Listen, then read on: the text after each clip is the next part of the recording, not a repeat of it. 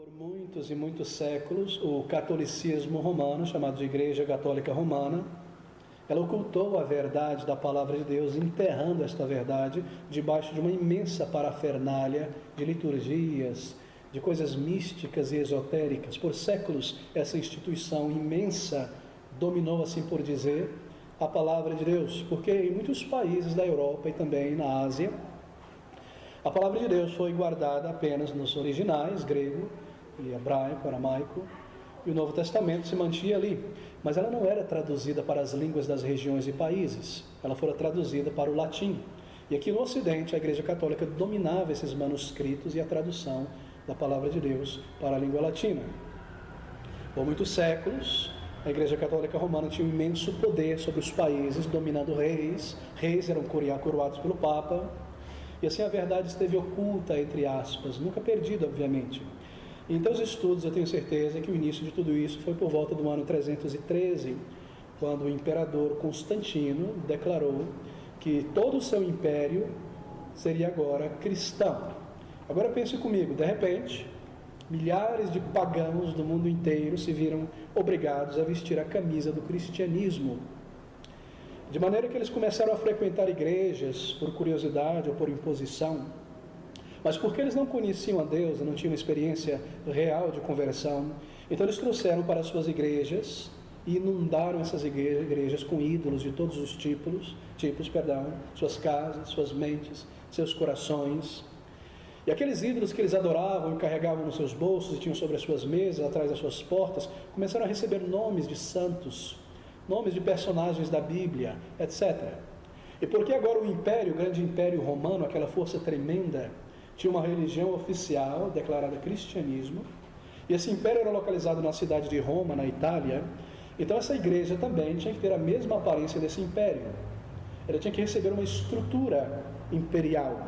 E assim foi que a igreja, ou as igrejas localizadas na cidade de Roma, tiveram uma grande influência sobre muitas igrejas, e aos poucos esses laços que já existiam de fraternidade se tornaram laços formais de associação ao longo dos séculos. E se o Império Romano tinha toda a sua estrutura de imperador, não é, de senadores, de conselhos, guarda pretoriana, e todo um luxo, e toda a glória, e todas as coroas, e o ouro, etc., então essa igreja tinha que ter a mesma coisa, e aos poucos esses elementos começaram a passar para dentro dessa igreja, a partir do século IV, não é? 300 e alguma coisa, 13, e na igreja começou a se dar a nomes e distinções a certos pastores, certos líderes, que se tornaram líderes de líderes, pastores dos pastores, pais dos pais, patros, patrons, papa. Então você tem o imperador, você tem agora o papa na igreja. Você tem manto real e coroa real, você tem manto real e coroa real na igreja. Você tem uma estrutura gigantesca de prédios, de beleza e de glória no Império Romano, então catedrais, vitrais, sinos, etc. E toda aquela parafernália humana, junto com os ídolos grecos romanos, começaram a entrar aos poucos para dentro dessa igreja que se espalhava por toda parte. E aí nós temos o catolicismo romano com suas doutrinas que vão sendo formadas aos poucos.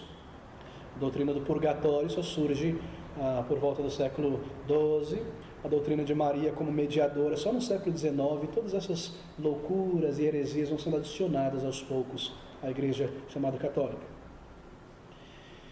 Uma estrutura complexa, ideias estranhas, toda essa parafernália da liturgia começa a tomar conta da chamada igreja.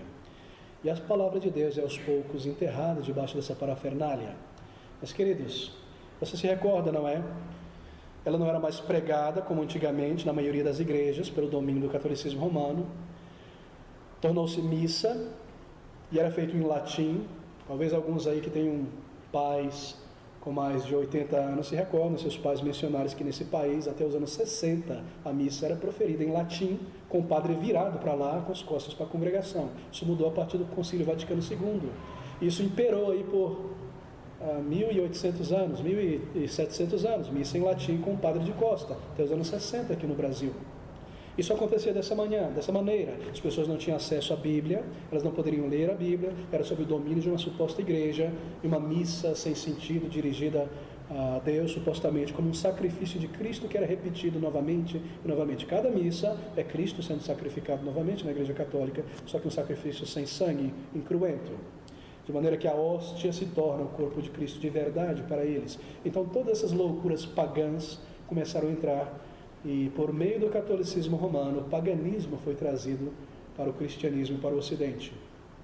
Mas não pense que a verdadeira igreja do Senhor Jesus Cristo desapareceu, não.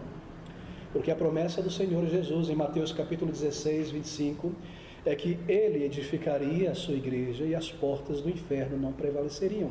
E assim, amigos, sempre houve igrejas fiéis, sempre houve igrejas locais espalhadas pelo mundo inteiro, fiéis à palavra de Deus, crentes de verdade que não dobraram os joelhos aos ídolos do paganismo católico romano. Muitos foram trucidados, destruídos, mortos, espalhados por toda parte, se reunindo em catacumbas, se reunindo em locais distantes, mas a igreja sempre existiu, e a palavra sempre foi proclamada, e o evangelho sempre foi proclamado também. Até que no tempo da graça de Deus, eu vou fechar esse resumo histórico no momento, quando aprove a Deus trazer um reavivamento sobre a sua igreja, e levantar um número de pastores e de igrejas diferentes em países diferentes, e dar ousadia a esses pregadores a que espalhassem o evangelho, não temendo a morte. Muitos e muitos e muitos foram mortos pela igreja católica. Então surge o que nós chamamos de um movimento de reforma da igreja. A palavra de Deus começa a ser traduzida do original para as línguas dos povos, não é? Em vários países da Europa. E dentro da própria instituição católica romana, muitos padres e monges, pelo estudo da palavra de Deus, começaram a conhecer a Cristo Jesus e foram salvos e saíram daquela instituição. E a questionar o distanciamento daquela instituição, da palavra de Deus, homens como John Hus e tantos outros, então o mais conhecido de todos, Martinho Lutero, e as suas 95 teses, não é, contra o ensino da Igreja Católica, que ele pregou na porta de uma igreja, mostrando e comparando com a palavra de Deus o distanciamento daquela igreja. E o seu desejo inicial era reformar a Igreja Católica, daí o termo reforma. Ele não queria sair imediatamente dela, levá-la de volta à palavra de Deus. Mas não foi o que aconteceu. Ele deixou a igreja, e muitos saíram com ele do meio do erro, e congregações foram estabelecidas em toda parte, e aqueles crentes que se reuniam escondidos começaram a ter mais ousadia, não é?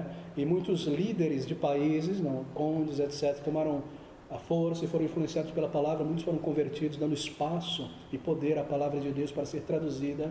Lutero foi protegido por um desses na Alemanha, e assim o Senhor abençoando a sua igreja novamente, e as décadas e os séculos vão passando, e mais força toma o movimento contra os pregadores, como Calvino, John Knox na Escócia, e os batistas na Inglaterra e tantos outros, e aqueles grupos subterrâneos começaram a se unir, e há um grande líder aqui pregando a palavra de Deus, e esse grupo recebe o apelido desse líder, não é? Menonitas, esses porque batizam as pessoas de novo nesse país. Por que batizam? Porque eles foram batizados como bebê, na infância, são chamados de anabatistas.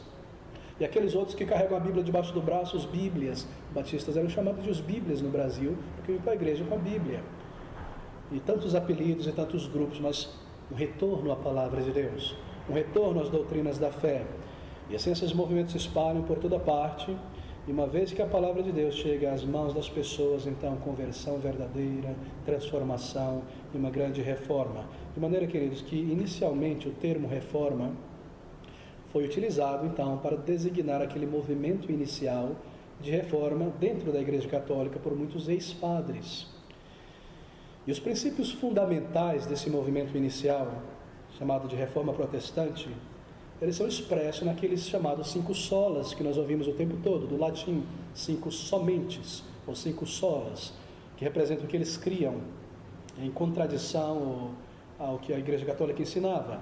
5 somentes, o primeiro deles somente a Bíblia, só a Escritura, somente a Palavra de Deus. Não a tradição dos papas, não as ideias do clero, somente a Palavra de Deus tem verdadeira autoridade. Somente a Bíblia é a única palavra autorizada e inspirada por Deus, a única fonte para a doutrina cristã, e deve estar acessível a todas as pessoas, somente as Escrituras. Então somente Cristo era uma outra afirmação daqueles primeiros reformadores. Cristo é o único mediador entre Deus e o homem, não o Papa, não os padres. Uma pessoa deve ir diretamente a Deus por meio de Jesus Cristo. Daí somente Cristo Jesus. Grandes afirmações, somente a fé. Sola fide. Justificação diante de Deus é pela fé na palavra de Deus em Cristo Jesus. somente recebido essas verdades pela fé. Nunca por meio de algo físico como batismo, crisma ou o que quer que seja, salvação, somente pela fé em Cristo Jesus, por meio do arrependimento. Então, glória somente a Deus, só lhe deu glória, o ensinamento de que toda a glória deve ser dirigida a Deus somente.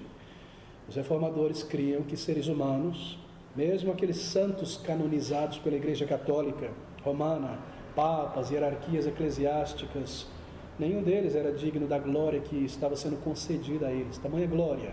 O Papa usava e ainda usa uma coroa com 3 coroas unidas, como Rei do céu, Rei da terra e Rei das regiões inferiores. Você sabia disso? Que glória não é dada a um mero homem. Mas eles diziam, não, somente Deus deve ser exaltado, somente Ele deve receber glória. Louvor e glória pertencem somente ao Senhor, porque é Ele que santifica e usa uma pessoa. Assim, somente pela palavra, salvação somente pela fé, por meio do Senhor Jesus Cristo e tantas outras afirmações, não é? E posteriormente, quando muitas pessoas obedeceram a palavra de Deus e saíram do meio católico, então veio essa palavra reformada designar o esforço de outros homens, como de Calvino, em Genebra, que foi muito mais além de Lutero em termos de reformar a igreja. E se com Lutero, ao início da chamada reforma protestante, oficialmente falando, ainda com ele permanecia muito do ranço do catolicismo. Tanto é que a igreja luterana ainda traz muitos desses elementos hoje no catolicismo romano. Mas com Calvino muito foi feito para purificar essa igreja na liturgia, no culto, etc., e devolver a preeminência à palavra de Deus, reformar a adoração, não mais adoração estética, mas uma adoração simples, racional, dirigida a Deus, não mais vitrais, incensos, sinos, procissões. Acabe com toda essa coisa e traga um culto reverente e simples a Deus, em espírito e em verdade. Reforma no governo, e assim, essas igrejas, a partir desse período, vieram a ser conhecidas como igrejas reformadas de acordo com a palavra de Deus. E o movimento segue em frente. Posteriormente, ele tomou uma outra significação ainda mais ampla, porque o termo reformado passa a ser identificado com o movimento puritano, ali a partir do século XVI, XVII em diante, na Inglaterra, na Holanda, na França, em tantos países onde a palavra de Deus se espalhava. Quem foram esses puritanos? Os puritanos foram crentes em Jesus de muitas igrejas que herdaram o legado dos reformadores primeiros. Ou seja, eles amavam a palavra de Deus. Eles tinham a palavra de Deus como a sua única fonte de autoridade em questões espirituais. Os puritanos eram crentes que perceberam que ainda havia muitos elementos da corrupta Igreja Católica influenciando as suas igrejas locais em seus países. E eles perceberam que muitas igrejas só foram reformadas parcialmente.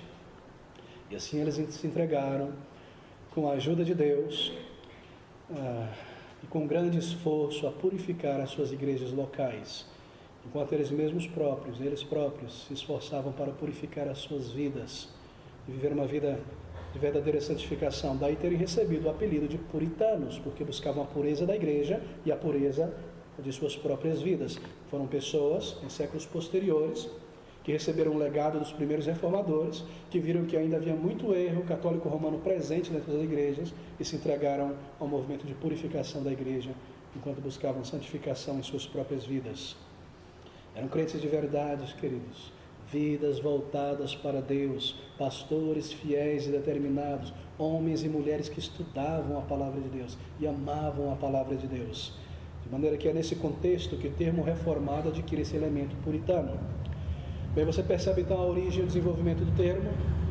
Representa o esforço sincero de crentes verdadeiros de retornar à palavra de Deus. Inicialmente do século XIII ao século XVI, os primeiros reformadores, várias igrejas, Lutero, Calvino e tantos outros antes. O movimento puritano, o termo reformado adquire um aspecto mais amplo, desejo de pureza na adoração, pureza no serviço, pureza na minha vida cristã, em casa, entre familiares. O esforço vigoroso desses homens de reformar a igreja, purificá-la, em outras palavras, de retornar à palavra de Deus e tirar dali ideias humanas.